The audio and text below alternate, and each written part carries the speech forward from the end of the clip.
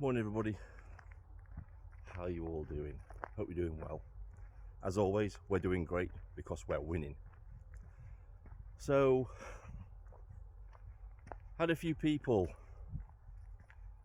communists, socialists, come into the comment sections of my videos recently, and they like to load it up. They like to perceive themselves as the good guys. They're on the right side of history, on their little imaginary pedestals of truth and justice that they like to put themselves on. So today's walk, rant, video, whatever you want to call it, is going to be a little bit of a history lesson, and we're going to take a sledgehammer to the socialist and communist reality bubble that they live in.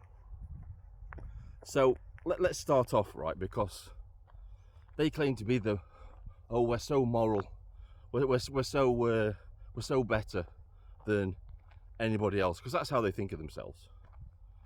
You've only got to talk to them for 5 seconds to realise they've got a very high opinion of themselves. And trust me, I've talked to quite a few of them. Right, so let's look at 1930s Germany, right, where the battle for supremacy was taking place between the communists and the National Socialists. So a lot of people, this is where it gets a little bit blurry.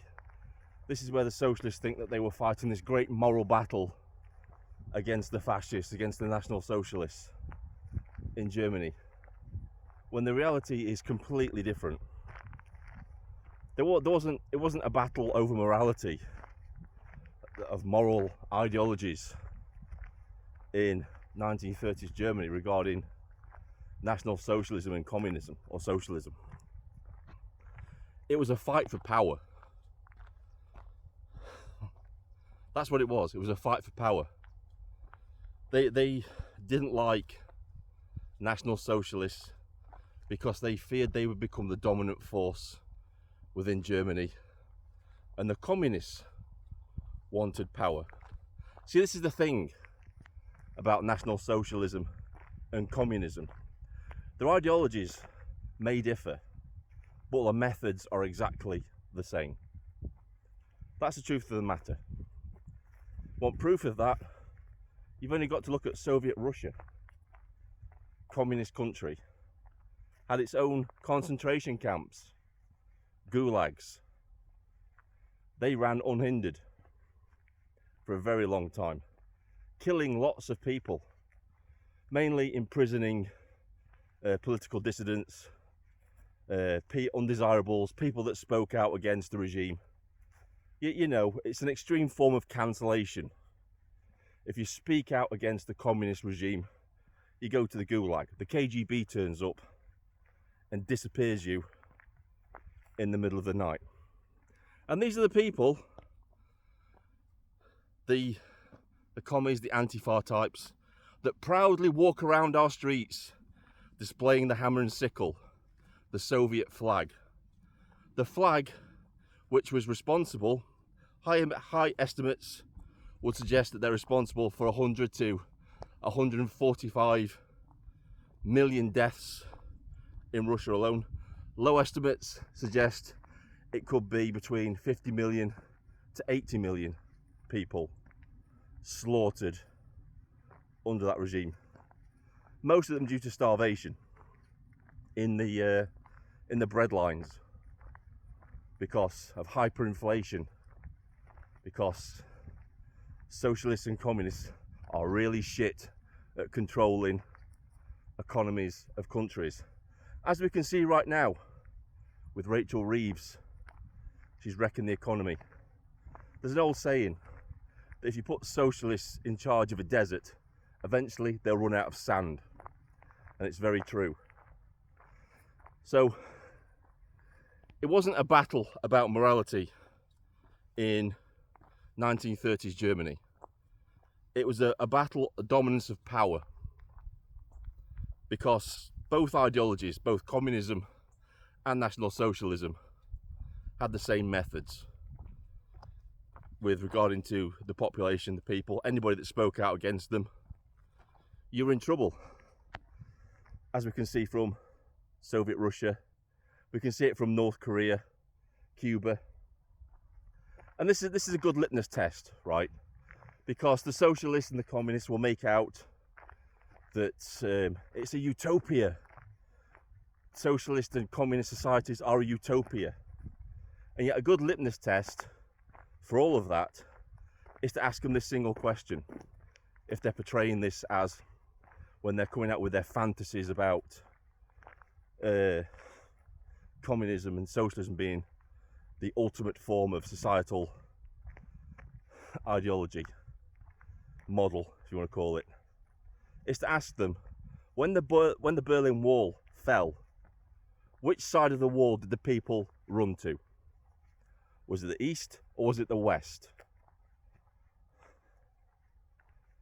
Ask them why thousands of people a year make makeshift rafts to make their way across to Florida from Cuba, a 90-mile stretch full of treacherous waters, shark-infested waters, risking drowning, shark attack, that sort of thing.